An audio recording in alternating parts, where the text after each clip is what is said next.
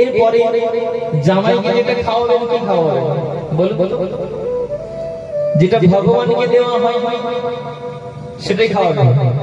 আর ওটা খেলে কি হবে? যে আমাকে না দিয়ে গ্রহণ করে, শ্রীমদ্ ভাগবত গীতায় বলা আছে, সে তো চোর। চুরি করে কি করে? পাপ ভক্ষণ করে। তাহলে পাপ যদি হয়ে গেল বাবা, তাহলে জামাইয়ের মঙ্গল হলো কি করে? মঙ্গল হলো না। এই যে সবাই আহা এসব করে কি করে? ভাবনা আসে কি করে? শুভ বিবাহ এমন হতো না। এই বিশেষ করে বর্তমান সমাজে প্রচলিত হয়েছে। যারা প্রাচীন বাবা মায়েরা আছে তারা এত আড়ম্বরের সহিত অখাদ্য কুখাদ্য দিয়ে ছেলে মেয়েদের বিবাহ দিতেন। এখন প্রচলিত হয়েছে না, আধুনিক যুগে মডার্ন যুগে বাস করছেন না, তাই নিজেও কি করেছেন সেই রকম নিজেকে করে তোলার চেষ্টা করছেন। কিন্তু এতে কি হবে জানেন? এতে অপরাধী হবে, অমঙ্গলই হবে, মঙ্গল হবে না, শুভ হবে না, অমঙ্গলে আমাদের জীবনে নেমে আসে। নন্দ বাবা তার সন্তানের জন্য, সন্তানের মঙ্গলের জন্য সাধু ব্রাহ্মণ বৈষ্ণবকে আমন্ত্রণ জানিয়েছে। কেন কেন জানিয়েছে না? বলছেন সন্তানের মঙ্গল করবেন বলে। তাই বলছেন আপনাকে প্রশ্নটা দিয়েছে, আপনি জানান তো আমন্ত্রণ আপনার সন্তানের যে মঙ্গল হবে। কারণ ওনারা এসে কি করবেন? ওনারা এসে জড় জাগতিক সংসারের কথা বলবেন না। ওনারা ব্রহ্ম চিন্তনে আছেন, ভগবানের চিন্তনে আছেন, ওনারা ভগবানের কথাই বলবেন। বুঝতে পেরেছেন? আর ভগবানের কথা বলা শোনা উভয়ের মঙ্গল বলছে। কিন্তু মঙ্গল চাইলাম না, নিজের হাতে নিজেই কি করলাম? মঙ্গলকে পরিত্যাগ করে অমঙ্গলকে গ্রহণ করলাম। তাই বলছে সমস্ত সাধু সজ্জন ব্রাহ্মণ, বেদজ্ঞ ব্রাহ্মণকে গণকে আমন্ত্রণ জানিয়েছে পুত্রের জাত কর্ম করার জন্য। তারা কি করবে না? স্বস্তি বাচন পূর্বক পুত্রের জাত কর্ম করবেন।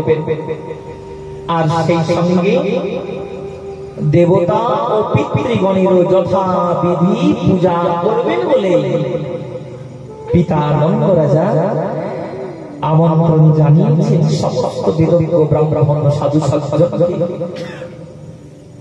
পিতা নন্দ রাজা পাচ্ছেন কি করবেন? বড়ই আনন্দ।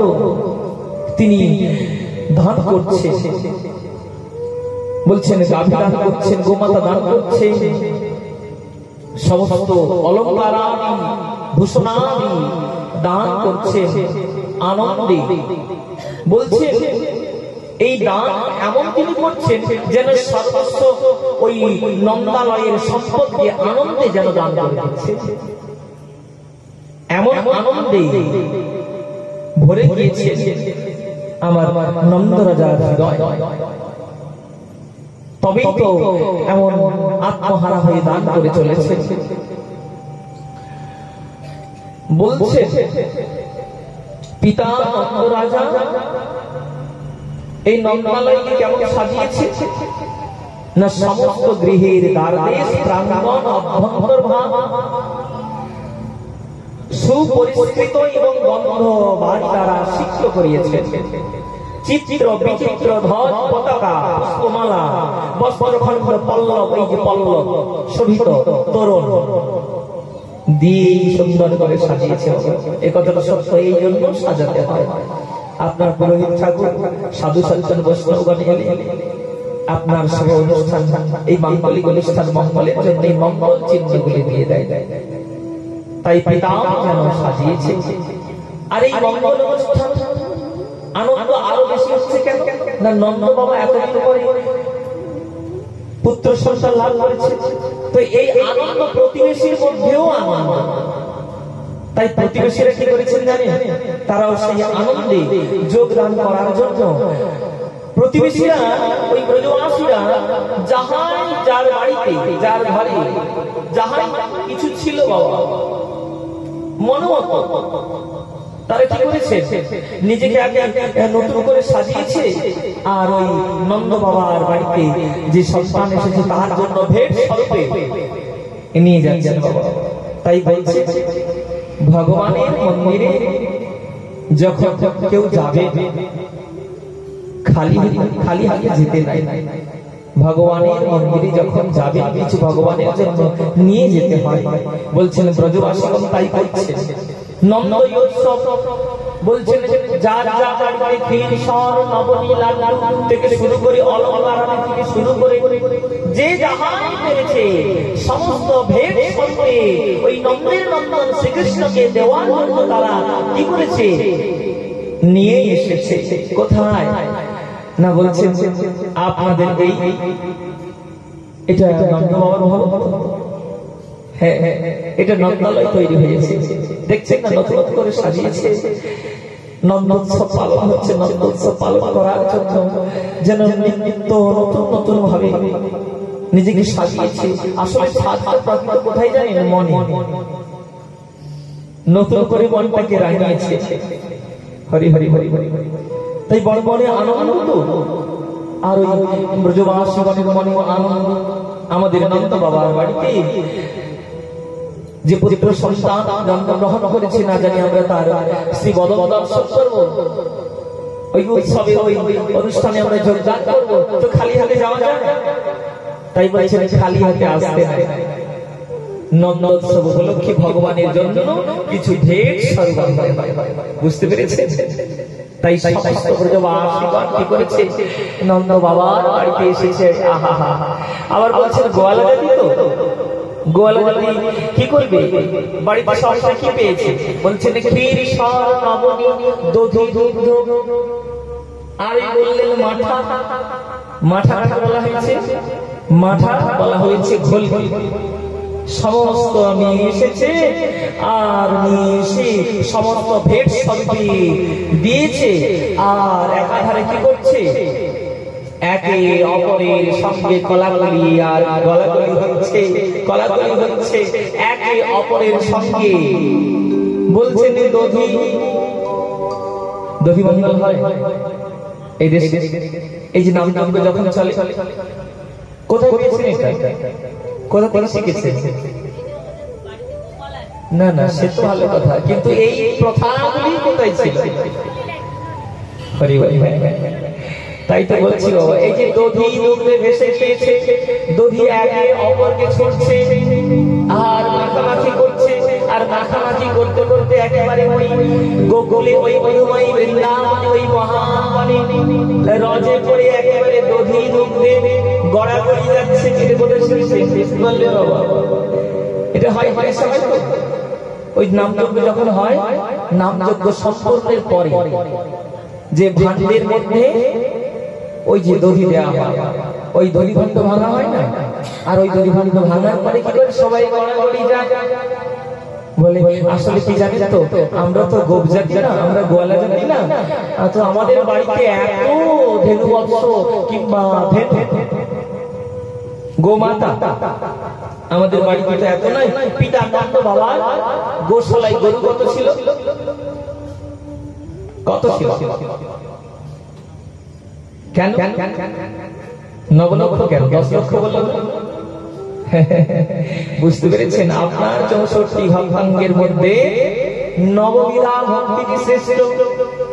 এই নববিধা ভক্তির মধ্যে একটাই অঙ্গ যাজন করলে ভগবানের চরণ পাওয়া যায়। তাই তাই বলছেন এই নববিধা ভক্তি 9টি ভাবাঙ্গ।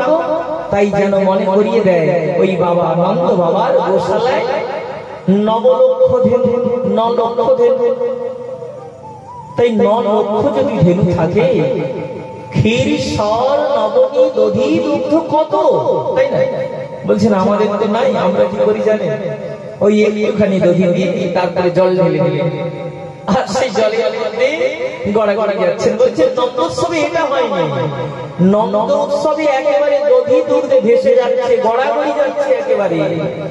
এমনই আনন্দ উৎসবে মেতে গিয়েছেন ওই নন্দ বাবা থেকে শুরু করে সমস্ত ওই ব্রজবাসীগণ, নন্দ বাবার ওই যে পাশাপাশি সমস্ত ব্রজবাসীগণ যারা যারা মেতে গিয়েছে, আত্মহারা হয়ে গিয়েছে, একেবারে নৃত্যগীত শুরু হয়ে গিয়েছে।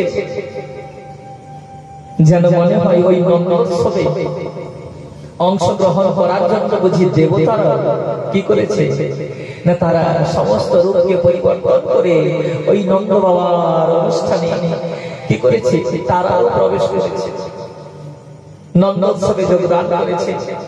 একেবারে হই নন্দ বাবার মন্দিরে ভগবান শ্রীকৃষ্ণ, যদিও এখন নামকরণ হয়নি, ভগবান এসেছে না, ভগবান আমরা বলছি ভগবান, কিন্তু নন্দ বাবা মা যশোমতী ব্রজবাসী তারা ভগবান বলে কখনো বলে। আমাদের গোপাল, তাই গোপাল এসেছে যশোমতী মায়ের বলে আমরা বলছি ভগবান, কিন্তু ব্রজ রসে যারা ভজন করেন, যাদের মধ্যে ব্রজপ্রেম রয়েছে, ভগবান কৃষ্ণচন্দ্রকে কখনো ভগবান বলে মানে না। কি মানে করে না, আমাদের লাল্লা লাল্লা লাল্লাই বলে। ব্রজবাসীগণ কি বলে, যাদের পুত্র সন্তান, পুত্রদেরকে বলা হয় লাল্লা, আর কন্যা সন্তানকে বলা হয় লাল্লা। হ্যাঁ, করুণাময়ী শ্রীমতী রাধারানীকে বলা হয়েছে লাল্লা, আর লাল্লা কাকে বলা হয়েছে, লাল্লা বলা হয়েছে ওই নন্দের নন্দন শ্রীকৃষ্ণ, যাদের মধ্যে ওই লালার সঙ্গে সম্বন্ধ ভগবত সম্বন্ধ নয়, সম্বন্ধ পুত্র। তাই পুত্র পেয়েছেন, পুত্র লাভ করেছেন, তাই আনন্দ উৎসবে মেতে উঠেছে।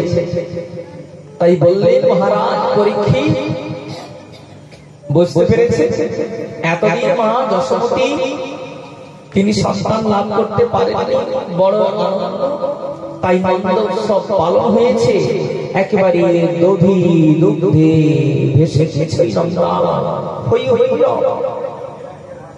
কিন্তু এই যে কৃষ্ণ এসেছে, তো গোপাল এসেছে, মায়ের সারাক্ষণ এই গোপাল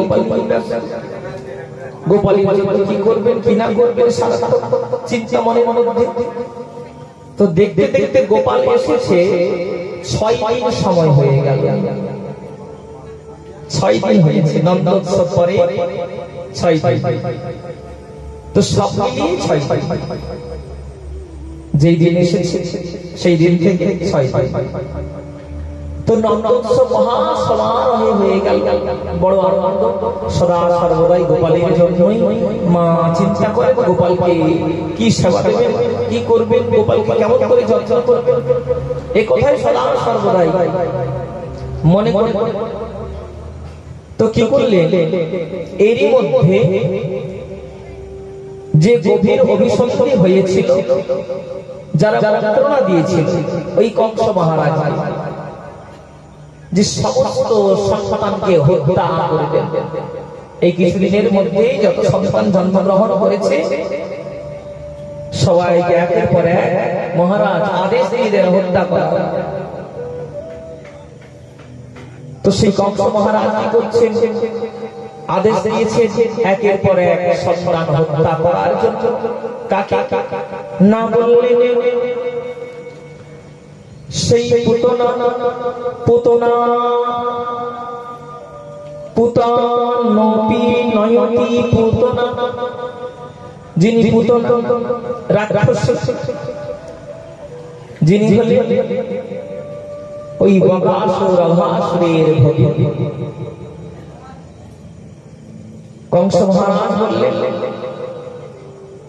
পুতনা তুমি যাও, এই কিছুদিনের মধ্যে যে সমস্ত সন্তান জন্মগ্রহণ করেছে এই সন্তানকে তুমি হত্যা দাও। আর সেই পুতনা রাক্ষসী করেছে না, তার রূপটাকে পরিবর্তন করে দিয়েছে। কেন না, তিনি পারতেন, কি পারতেন না, পুতনা আকাশ পথে গমন করতে পারতেন, ইচ্ছা মতো রূপ ধারণ করতে পারতেন, তাকে কেউ চিনতে পারত না এত সহজ। তো পাঠিয়েছেন সমস্ত শিশু সন্তানকে হত্যা করার পরে কি করছেন, রূপটাকে পরিবর্তন করে দিয়েছে। তাই একের পর এক সন্তান হত্যা করেই চলেছে। ওই ব্রজগোকুলে সন্তান হত্যা করতে করতে কি হয়েছে নন্দ বাবার মন্দিরে এসে গিয়েছে। কেমন এসেছে না বলছেন বড়ই মনোহর সে ধারণ করেছে। তার বেণী বন্ধে গঠিত ছিল মল্লিকা ফুল, পরিধানে সদৃশ্য বস্ত্র, কানে কুণ্ডল আর আলোক ছটা অঙ্গ থেকে বেরোচ্ছে। নিতম্ব ও বক্ষ উন্নত এবং মধ্যদেশ ছিল কৃষ্ণ, আর মুখে ছিল মিষ্টি হাসি, কটাক্ষযুক্ত দৃষ্টিপাত। ব্রজবাসীগণের মন একেবারে হরণ করে ফেলেছিল। এমন অপরূপ সাজে সজ্জিত হয়ে কি করেছে নন্দালয়ে প্রবেশ করেছে। তো এমন রূপের এমন জ্যোতির মানুষকে তো দেখেনি, যেন দেখলে মনে হবে সাধারণ মানুষ না, এ কোনো দেবী, যেন মনে হয় স্বর্গ থেকে দেবী নেমে এসেছে এই বনপথে। এমন যা রূপের ছটা। আর কি করেছে হাতে পদ্ম একটা ধরেছে, যেন দর্শন করলে মনে হবে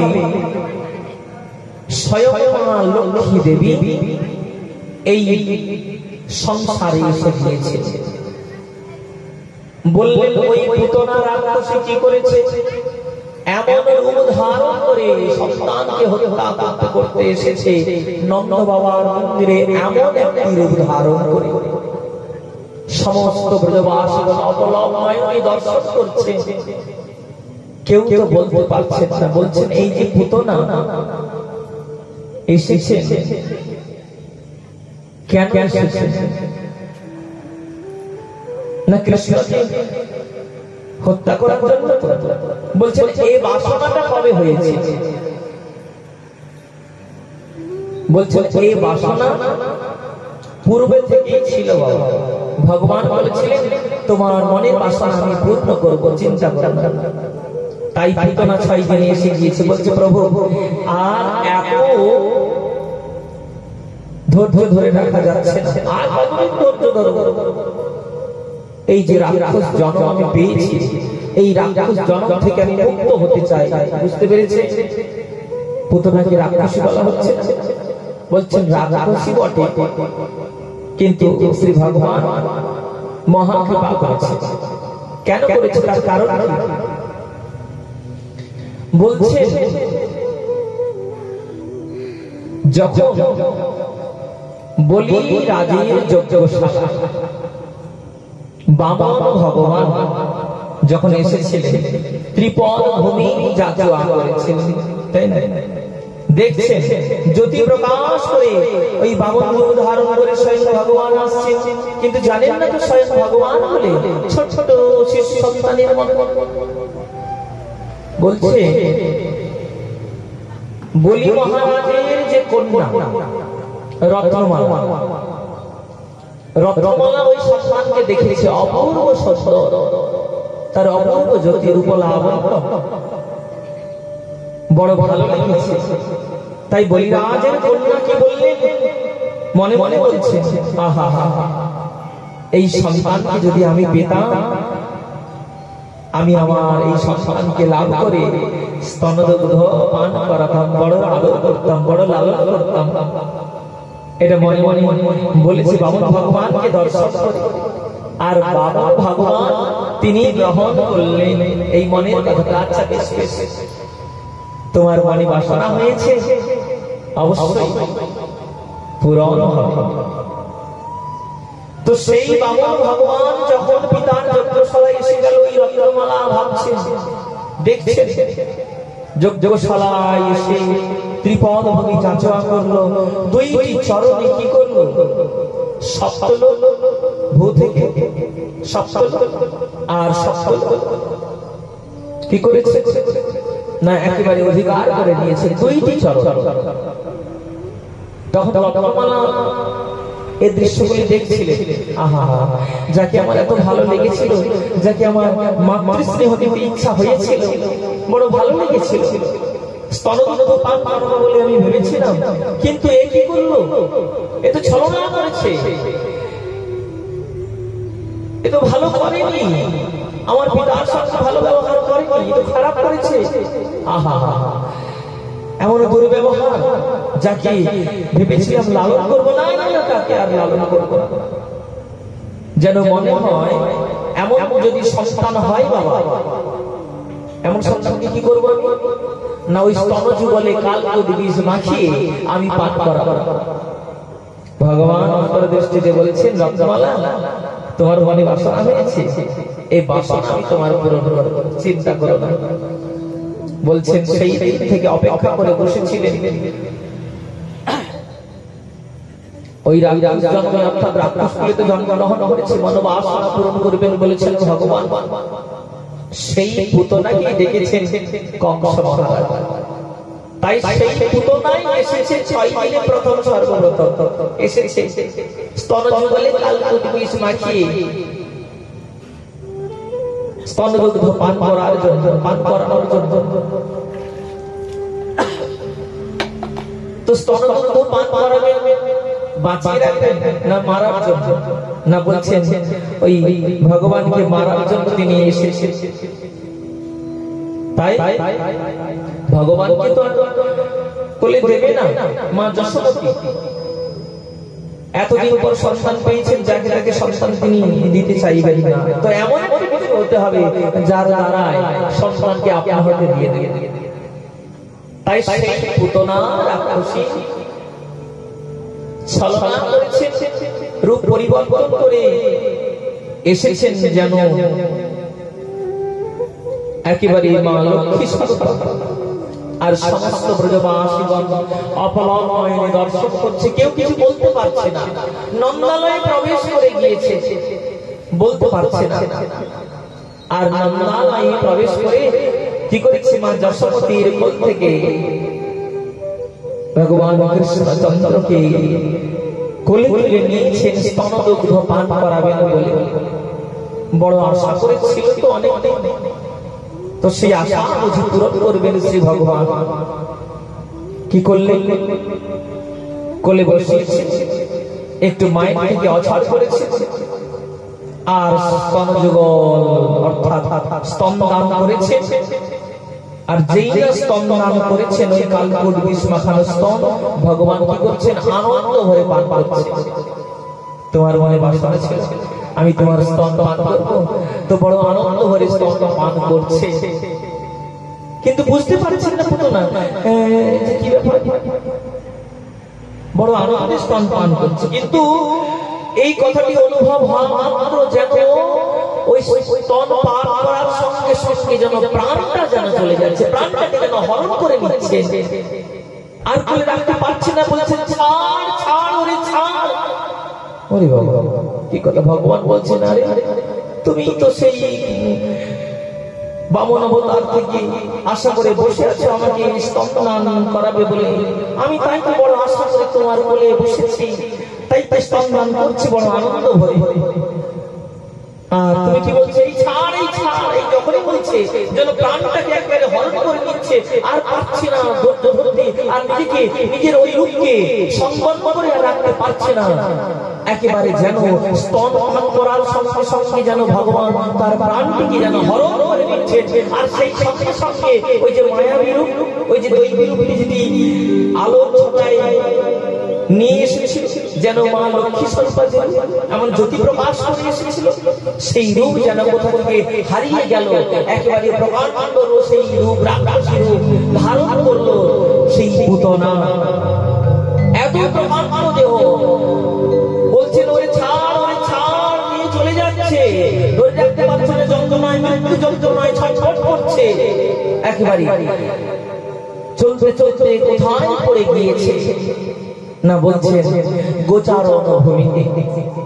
গোচারণ ভূমি বলতে শ্রী ভগবান প্রথম যে ভূমিতে গোচারণ লীলা করার জন্য আদেশ পেয়েছিলেন নন্দ বাবার কাছ থেকে, সেটি কি বলা হয়? রমণ রীতি। হ্যাঁ, রমণ এখনো যাবেন বৃন্দাবনে, রমণ রীতিতে এখনো ধুলে ফেলা হয়। যারা বয়স করে যান না, ওই বয়সের কথাটা ভুলে যায়। সেখানে কি করে, সকাল অনেকে নিয়ে যেমন খেলা খেলেছিল, গোঠে খেলা খেলেছিল, ওই যে ধুলো খেলা, সেইভাবে এখনো সমস্ত ভক্ত বৈষ্ণবগণ কি করে না, ধুলো খেলা খেলে। কত ধুলো মাছে বাবা।